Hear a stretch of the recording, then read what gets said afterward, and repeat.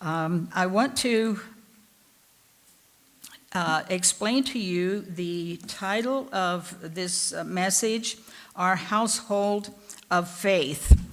There is a text in Galatians chapter 6, verse 10, that says, "As we have therefore opportunity, let us do good unto all men, especially unto them who are of the household of faith." Who are the household of faith? It is obvious by looking at the first verses of the book of Galatians written by Paul that he is speaking to all of the churches in Galatia. He considers all of those churches to be the household of faith. So what is our household of faith? Well, I would say, what about Michigan Conference? We in Michigan Conference are of the household of faith by Paul's definition.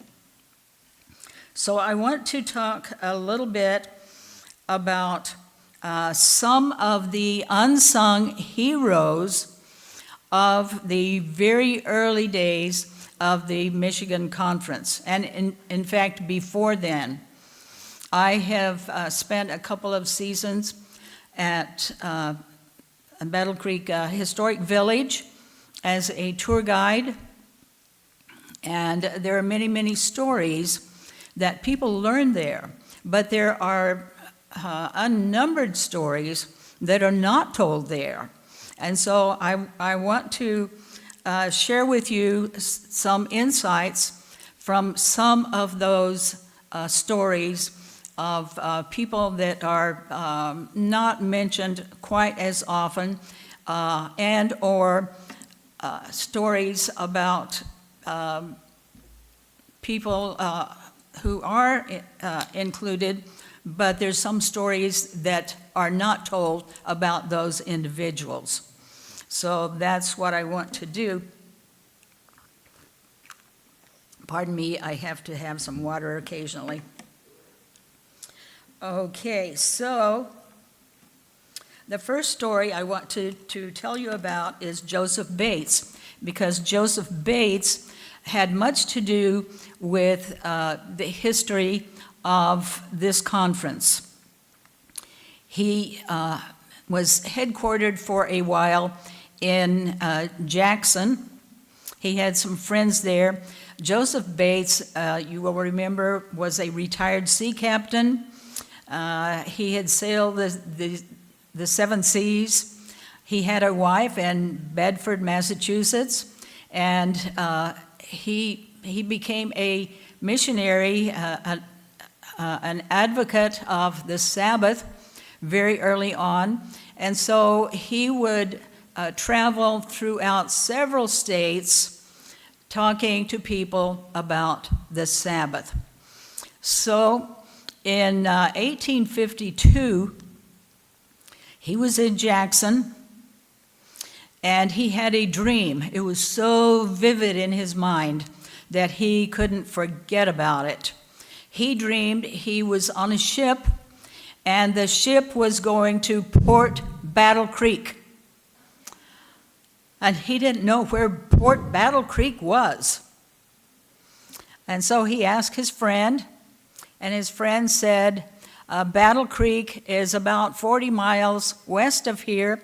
If you'll get on the train, the mail train that goes that direction, you get on the train, and by morning you will be in Battle Creek. So he did just that. Now, he didn't know why he was supposed to be in Battle Creek, because he didn't know any people in the Battle Creek area who had been through the first and second angel's messages and who needed to know about the third angel's message, about the Sabbath.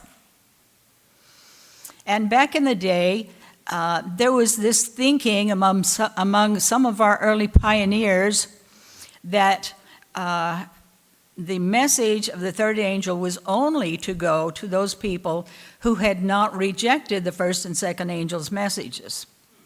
okay? And so many of the Protestant denominations of that time had rejected, the pastors had rejected that message. And so our early pioneers did not, thank you for checking on the sound system. Appreciate that a lot. So those early pioneers, many of them did not go out to anybody except those that they knew had gone through the great disappointment. So here was Joseph Bates. He didn't know of anybody in Battle Creek who had gone through the great disappointment. But he was determined to go because it was so impressed on his mind that he had that dream. So he made that train, arrived in Battle Creek that morning, and went to the postmaster. And he asked the postmaster, and I'm sure you know this story, he asked the postmaster, who is the most honest man in town? Well, it happened that the most honest man was well known. He was a peddler. He was a Presbyterian, and he was well known for his honesty. The postmaster directed him to the home of David Hewitt, said cross the Kalamazoo River, go to a certain street into a certain house. And so Joseph Bates, Johnny on the spot, he went right there to that house, knocked on the door, and David Hewitt and his wife answered the door. His wife was named Olive. And so Joseph Bates announced to him, if you're the most honest man in town, I have a message for you. David Hewitt said, we're just getting ready for breakfast. Come on in. And after breakfast, we always have morning worship. And so you can have morning worship. And so it was. Morning worship that day happened, it took all day long. And so Joseph Bates preached to him about the Sabbath and about the sanctuary message. By the end of the day, David Hewitt and his wife were Sabbath keepers. This opened a whole world to these early Adventist believers because here's a Presbyterian who's accepting the Sabbath. This was just something that we didn't approach people of other denominations back then. And so we realized it was something very similar to the story in Acts of the Apostles. I think it's chapter 8. We have a man who died and was stoned. Let me see, Acts chapter 7, 8, 9, 10. Okay, so in 7, this is the stoning of Stephen. We know as a church that is when the gospel went from the Jews to the Gentiles, okay? After that, Paul is converted in the next chapter, and then the next 2 chapters is about Peter and Cornelius. Peter has a dream that he is supposed to visit with this Gentile, Cornelius. And so Cornelius has also had a dream, and the message goes from the Jews to the Gentiles. In the same way, the message at that time in 1852 went from the Sabbath-keeping people who'd gone through the disappointment to those other people who had not been involved in that. So it's a significant time. Very, very important for us to understand that. Okay, because of that, the work that we were doing in our early years, it very much spread. Within 2 years, we had people like Emmy Cornell, who became a Sabbath keeper. He, in turn, brought into the faith a man named John Preston Kellogg, who was the father of John Harvey Kellogg and W.K. Kellogg and 14 other children, several of whom had died in childbirth. And so the message started to spread right there in 1852. There's a story that I would like to tell you about Joseph Bates and how he worked. Joseph Bates was known for just going for a walk and walking like across the state of Michigan, looking for people who he could talk to about the Sabbath. And so there's one time he was walking across the state. It was wintertime. So he's walking through the snow, looking for people who had never heard about the Sabbath. Snow was on the ground, and he comes across a home in the middle of nowhere. There's no other houses around. There's no towns around. Just this one isolated house. So he knocks on the door, and the adults answer, and they invite him in. Of course they would, being a hospitable person back at that time in history. And so when he gets inside, he finds there's 11 children. 11 children in one family. They would be from very, very, very small all the way to young adult. And so he invites himself to talk to them about his beliefs that they have not heard yet. So he visits with them for several days. At the end of the several days, he's ready to move on.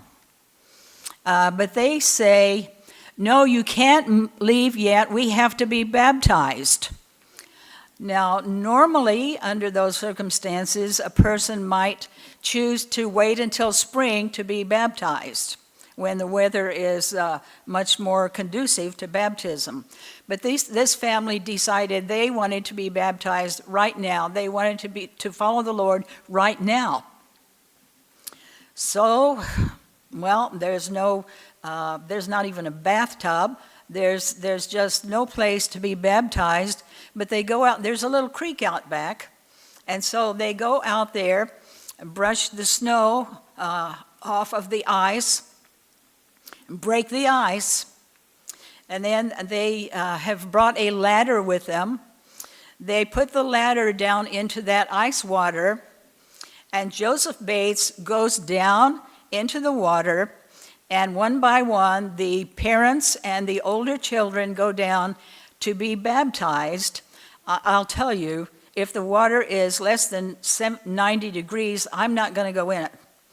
But those people are going down into ice water to be baptized so they can follow the Lord right now. And Joseph Bates is allowing that and encouraging that. And so they are baptized, each one of them. They come out of the water, and they do not get pneumonia. They do not die. They all prosper, and that family has continued. As far as I know, they have continued in the faith to this day, generation after generation of that family that was baptized. This is a story that has never been published. It's one that was told to me by the great-granddaughter of one of those children who was baptized. So it's a real story about the determination and the willingness to go through sacrifice and discomfort in order to follow the Lord. That's the kind of person that Joseph Bates was. That's the kind of people that our forebears were in this church. And so I'm thinking it would be good for us to have that kind of courage today. Okay, so Joseph Bates introduces to the faith a number of people that I have already mentioned to you. One of those people who was baptized later on by Joseph Bates was not only David Hewitt, but also John Preston Kellogg. Kellogg had moved to the Jackson area from a place called Tyrone Township, which I believe is just south of here. So the Kellogg family moved basically from this area down to Jackson and then to Battle Creek. John Preston Kellogg, of course, had many children. He's the father of John Harvey Kellogg and W.K. Kellogg. And there's another one of his older sons is Merritt G. Kellogg. Merritt Kellogg went to medical school when he was 16, became a Sabbath keeper when he was 20 in 1852, the same time that his family became Sabbath keepers. Merritt Kellogg was a very interesting person, equal to his brothers, and maybe more than equal to them. He and his wife went to California, Northern California, in an ox cart in the, I'm not sure what year that was, 1859, I believe. Imagine, if you've been to California, Northern California, all of those mountains, going over that in an ox cart. He went out there, really was the first Seventh-day Adventist to go out to California. There was one Millerite believer that they found out there, but he was the first. He went out there as a carpenter and a farmer, but he was already a doctor, and in time he founded the St. Helena Sanitarium. He also, a little bit later, several years later, he went to Australia and founded the Sydney Sanitarium there. He was a faithful Seventh-day Adventist, as far as I know, to his death, which is better than John Harvey Kellogg and W.K. Kellogg, who both eventually left the church. But he's not as well known as they are.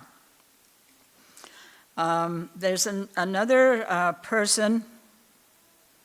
Oh, and by the way, John Preston Kellogg, the father of all of these guys, was one of 4 people who requested that James White move the printing press from Rochester, New York, to Battle Creek.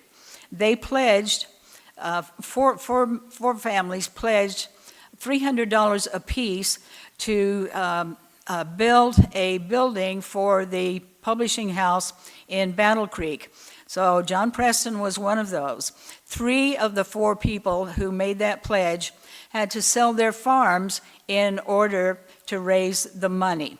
So John Preston Kellogg was not a wealthy man, but $300 from the sale of his farm. And I really wonder if that farm was in Tyrone Township. I just wonder that, but I haven't found out for sure. So John Preston Kellogg was very significant also in giving the first $500 for the founding of Western Health Reform Institute, which later became Battle Creek Sanitarium.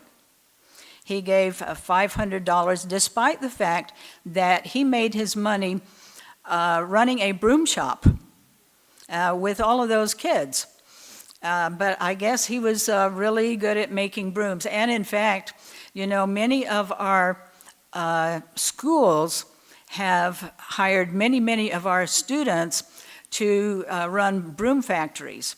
There was one in Texas, there was one in Lincoln, a very big broom shop. James White kind of caught on to that broom shop idea, and wherever he went, he founded broom shops as well. So many people in our faith, even today, have gone through schools working in broom shops. And it all goes back to John Preston Kellogg. He's a very important person. Now, speaking of the Battle Creek College, there was another man who came to the, not Battle Creek College, Battle Creek Sanitarium. His name was Goodloe Harper Bell. Goodloe Harper Bell was also another very significant person. He was a teacher. He had never had opportunity to get a college degree, although he had spent a little bit of time at Oberlin College, which is near Cleveland, and also a very conservative Protestant college from back in that day. So Goodloe Harper Bell had come to Michigan. He was a teacher here in Michigan in various places, but he also was an inspector of our schools in Michigan. The school system had not been fully organized at that point, and so he would inspect the different schools and kind of set up the way to organize those schools. He went to the Battle Creek Sanitarium for some health issues, and while he was there, he had a roommate who prayed for him prayed aloud after he thought Goodloe Harper Bell was asleep, but he wasn't asleep. And so he's listening to this roommate praying for him, and because of that, he becomes a Seventh-day Adventist. And one day, while he's at the sanitarium, he goes out for exercise to chop wood.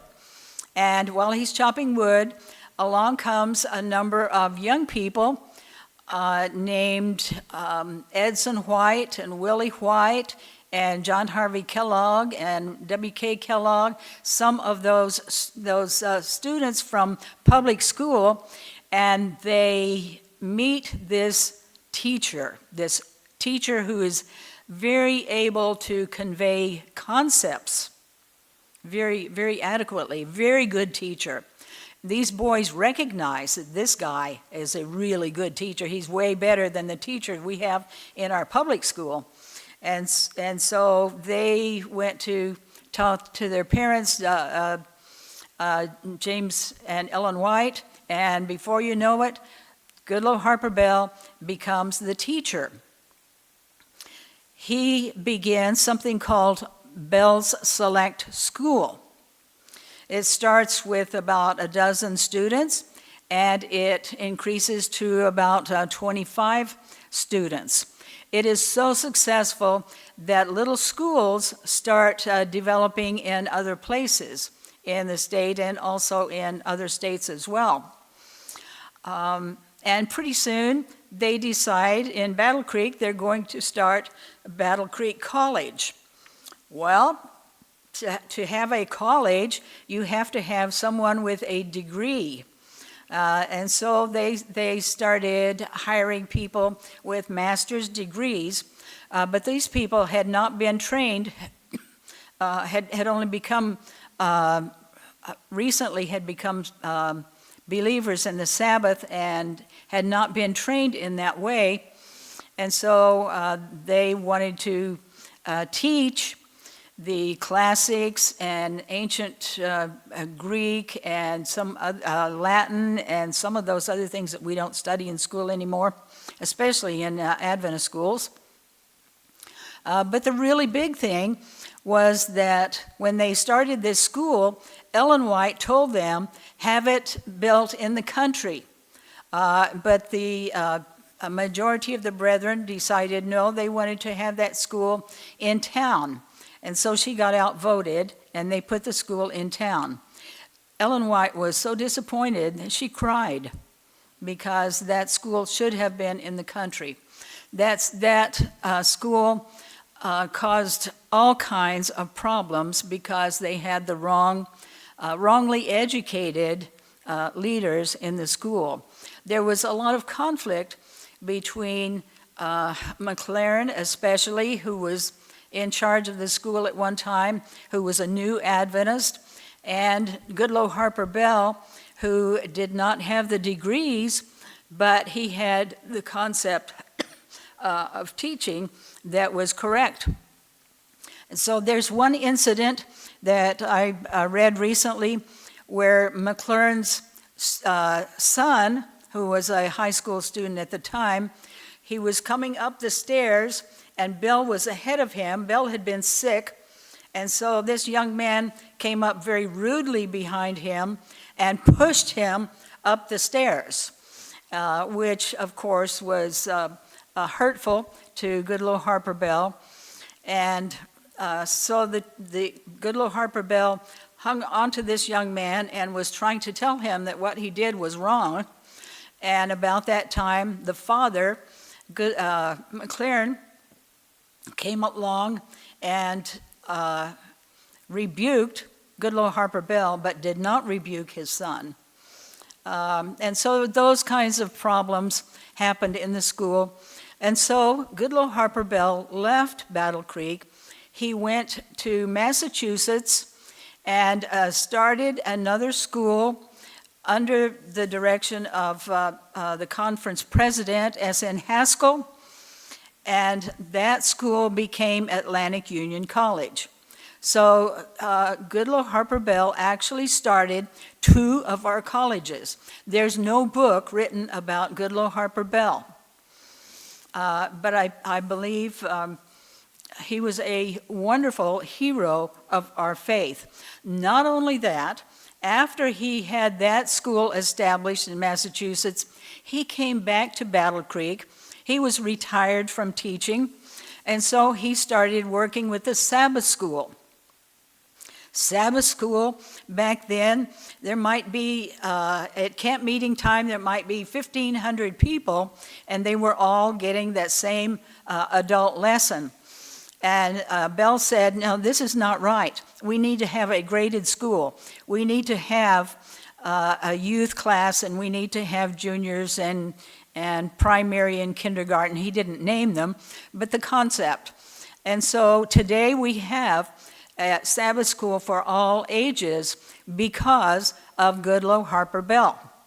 Goodloe Harper Bell also, and I'm not even touching all of the things that Goodloe Harper Bell did for our schools and for our Sabbath school. He wrote many books. He also started the first correspondence school. We've had that in recent times where you could take classes online. He started that. Everything that he touched, he was a pioneer, and always following the counsel of Spirit Prophecy and Scripture. Okay, very, very, very, very faithful person.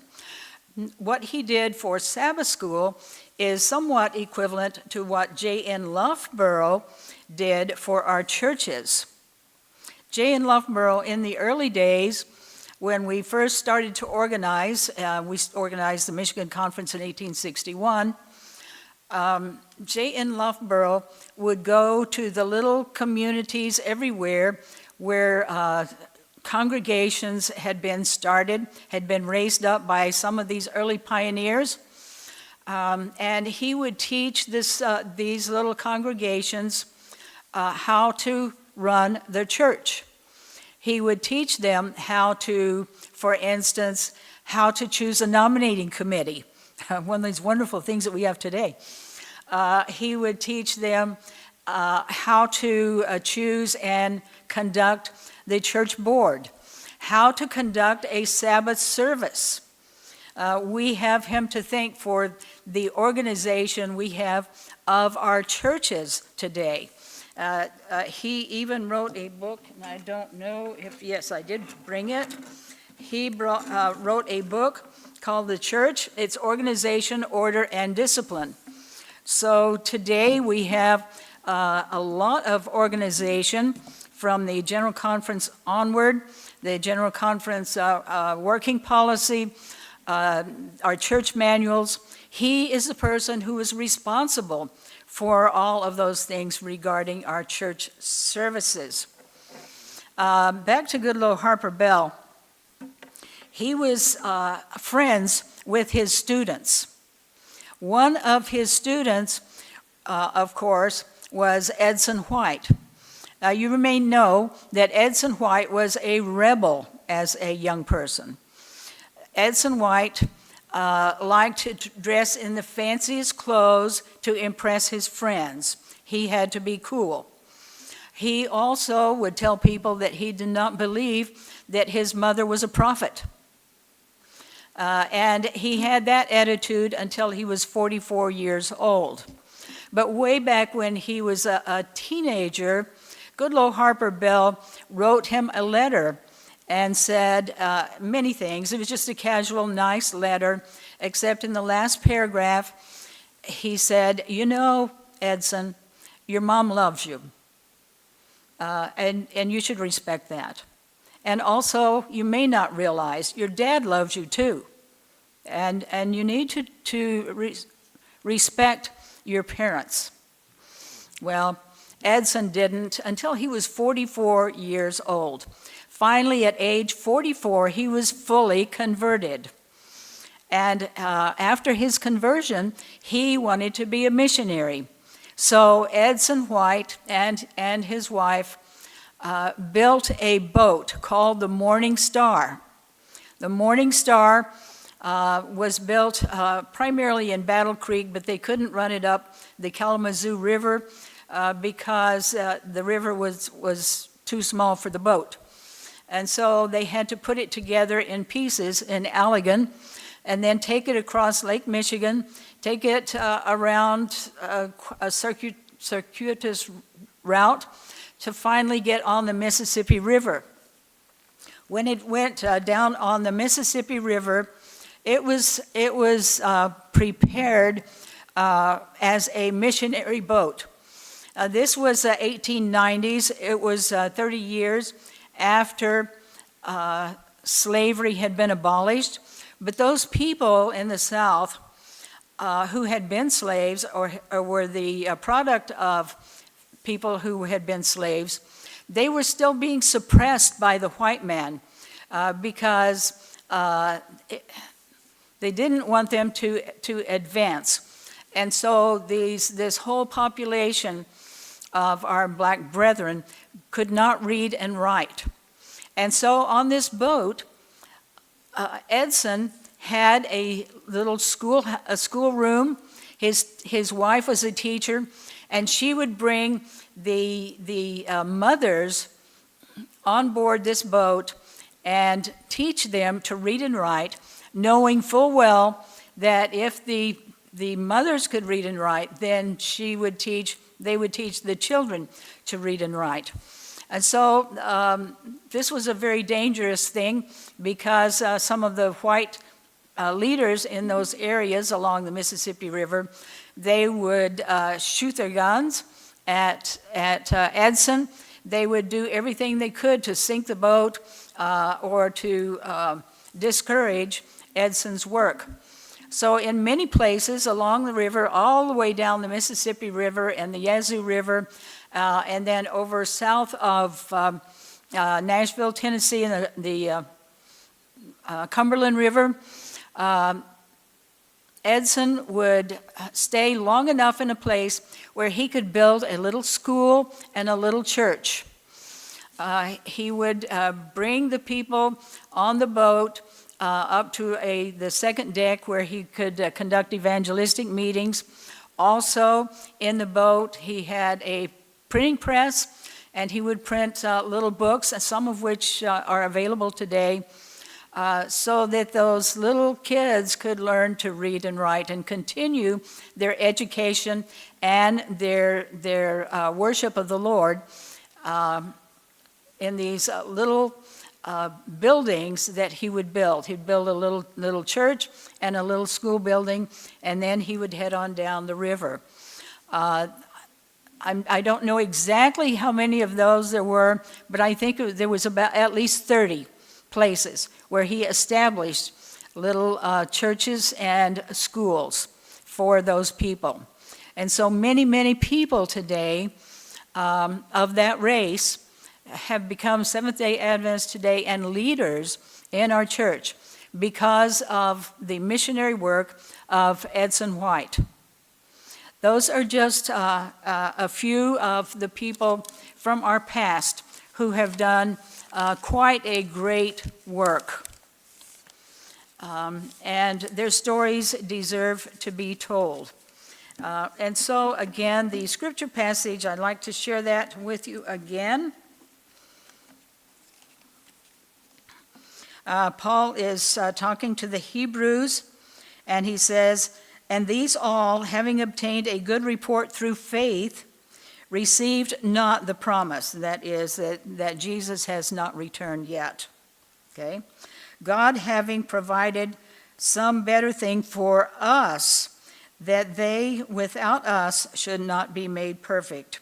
Wherefore, seeing we also are encompassed about with a great cloud of witnesses, let us lay aside every weight and the sin which doth so easily beset us, and let us run with patience the race set before us, looking unto Jesus, the author and finisher of our faith, who for the joy that was set before him endured the cross, despising the shame, and is set down at the right hand of the throne of God. May that be our experience as we continue in the faith and continue the experience of our pioneers in the past.